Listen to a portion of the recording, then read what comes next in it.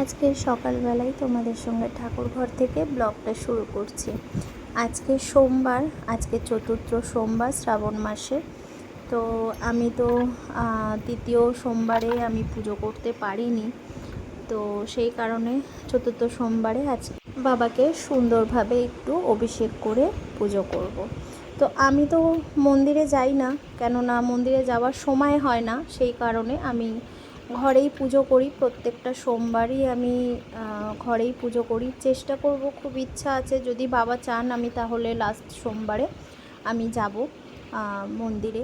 তো যাই হোক, এখানে দেখো আমি সুন্দরভাবে সমস্ত কিছু গুছিয়ে নিয়েছি। আর হ্যাঁ, তোমাদেরকে একটা কথা বলি, হয়তো তোমরা অনেকেই জানো বা অনেকেই জানো না, বাবাকে তোমরা সমস্ত কিছু সুন্দরভাবে অর্পণ করো, কিন্তু অর্পণ করার আগে না সুন্দরভাবে একটু দেখে নেবে। যেরকম দেখো, আমি জবটা যখন আমি ঢালছিলাম বাটিতে, তখন আমি দেখলাম যে কাঁকড় রয়েছে বা পোকা এরকম জবগুলো রয়েছে, সেগুলো আমি বেছে, তোমরা দেখতেই পেলে, আমি তোমাদেরকে দেখালাম যে আমি কাঁকড় একটা পেলাম, সেটা ফেলে দিলাম। আচ্ছা, আর একটা কথা, যেটা তোমরা বেলপাতা অর্পণ করো, হয়তো অনেকে জানো অনেকে জানো না। তো তোমরা দেখলে আমি বেলপাতার একদম নিচের যে বোটাটা থাকে সেটাকে সুন্দরভাবে একটু কেটে নেওয়ার চেষ্টা করবে বা কেটে নেবে, কেননা ওই শুদ্ধ বাবাকে অর্পণ করতে নেই বেলপাতা। তো আজকের আমি সুন্দরভাবে তোমাদের সঙ্গে একটু শেয়ার করলাম।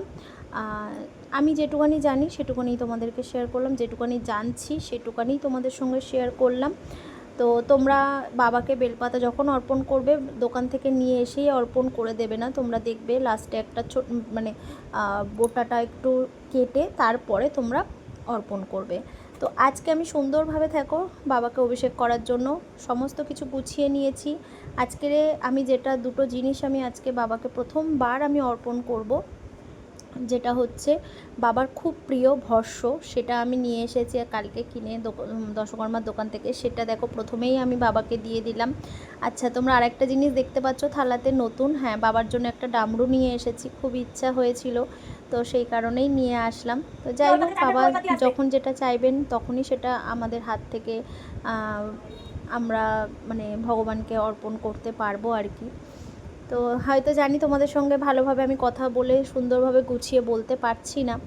তো যাই হোক, চলো, এখানে আমি তো পুজো শুরুই করে দিয়েছি, তোমরা দেখতেই পাচ্ছ সুন্দরভাবে একে একে আমি ঘি মধু দিয়ে সুন্দরভাবে বাবাকে অর্পণ করে দিচ্ছি। আমি যেটুখানি নিয়ম পারবো সেটুখানি তোমাদের সঙ্গে আর মানে যেটুখানি নিয়ম আমি করব সেটাই তোমাদের সঙ্গে শেয়ার করব। তো চলো, এখানে আমি একে একে সমস্ত কিছু অভিষেক করিয়ে দিচ্ছি।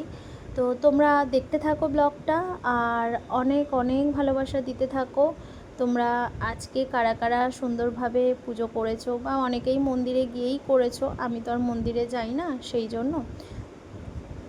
তো এখানে দেখো আমি ঘি মধু দই সমস্ত কিছু দিয়ে অর্পণ করেছি। এইবারে আমি হচ্ছে বাবাকে দিয়ে দিচ্ছি জব, যেটা আমি সুন্দরভাবে বেছে বাবাকে অর্পণ করলাম। তো চলো, আজকে ব্লগটা তোমাদের সঙ্গে সুন্দরভাবে শেয়ার করছি, আর তোমরা দেখতে থাকো, আশা করি তোমাদের ভালো লাগবে। নমস্কার বন্ধুরা, সবাই কেমন আছো? আশা করি সবাই খুব ভালো আছো। সুস্মিতা.s ফ্যামিলিতে তোমাদেরকে অনেক অনেক স্বাগত। সুন্দর একটা নতুন ব্লগে তোমাদেরকে অনেক অনেক স্বাগত রইল।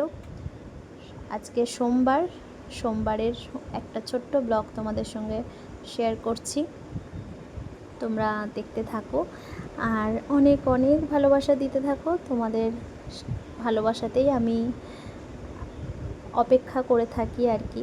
তো বাবাকে আমি সুন্দরভাবে সমস্ত কিছু দিয়ে অভিষেক করিয়ে নিয়েছি। তো চলো, এখানে আমি বাবাকে এখন গঙ্গা জল দিয়ে অভিষেক করিয়ে নেওয়ার পরে তোমরা দেখতে থাকো। আর যদি আমার কোনো ভুল ত্রুটি হয় অবশ্যই তোমরা কমেন্ট করে জানিও। জানো তো, অনেক কিছু ইচ্ছা হয় আর এখন সেরকম করে উঠতে পারি না। তো জানি না, হয়তো এক এক সময় ভগবান আমাদের ওপরে পরীক্ষা নেয়, তো কিছু করার নেই। অনেক মানে বছর হয়ে গেল আমি ঠিকঠাকভাবে মন্দিরে গিয়ে পুজো করতে পারি না, সময় হয়ে ওঠে না।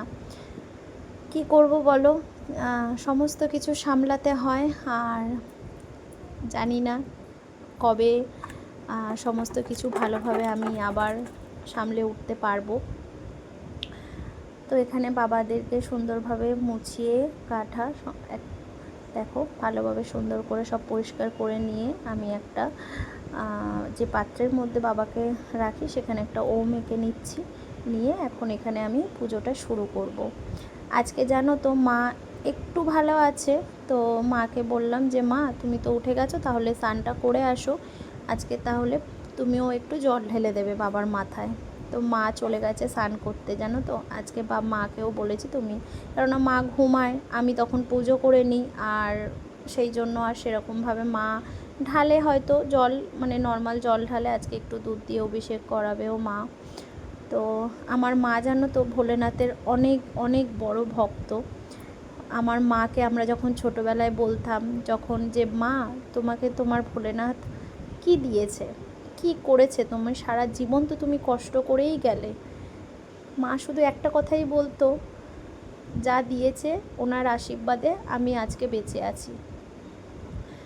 তো সত্যি কথা বলতে তখন ছোট ছিলাম তো অত বুঝতাম না ঠাকুরের বিষয়, তো এখন বুঝি যখন আমিও সংসার করেছি, একটা ছোট্ট সংসার পেতেছি, একটা মানে সংসারের হাল ধরেছি, মা হয়েছি, তখন হয়তো আমিও বুঝেছি হ্যাঁ ভগবান ছাড়া কেউ নেই, সত্যিই কথা। যাই হোক চলো, এখানে তোমাদের সঙ্গে অনেক কথা শেয়ার করে ফেললাম। সত্যি তোমরা বলে না যখন বড় হবে, যখন সমস্ত কিছু সামলাতে শিখবে, তখন আস্তে আস্তে তোমরাও সব কিছু শিখে যাবে। তো সত্যিই আমরা শিখে গেছি। এখন মা দেখে, মা বলে, তো মাও মনে মনে ভাবে যে না এখন অনেক কিছু শিখে গেছে আমার মেয়ে। সবথেকে বড় জিনিস শিখেছি যে আমি আমার মাকে সামলে রাখতে পারছি, এটাই আমার কাছে অনেক পাওনা, জানো তো। ভগবান যেন এইটুখানি আশীর্বাদই করে আমাকে, যে আমি আমার মাকে যেন খুব ভালোভাবে রাখতে পারি, এইটুকুনি চাই, আর কিছু চাই না। মাকে কেন, সবাইকেই যেন এইটুকুনি আমাকে শক্তি দেয়, যেন আমি সবাইকে একটু ভালোভাবে রাখতে পারি। তো চলো এক এক করে সমস্ত কিছু ভগবানকে অর্পণ করে দিয়েছি। আর এই যে আমার আজকের খুবই প্রিয় জিনিস, বাবাকে আমি আজকে একটা ছোট্ট ডামরু কিনে এনেছি, সেটাই বাবাকে আজকে দেব।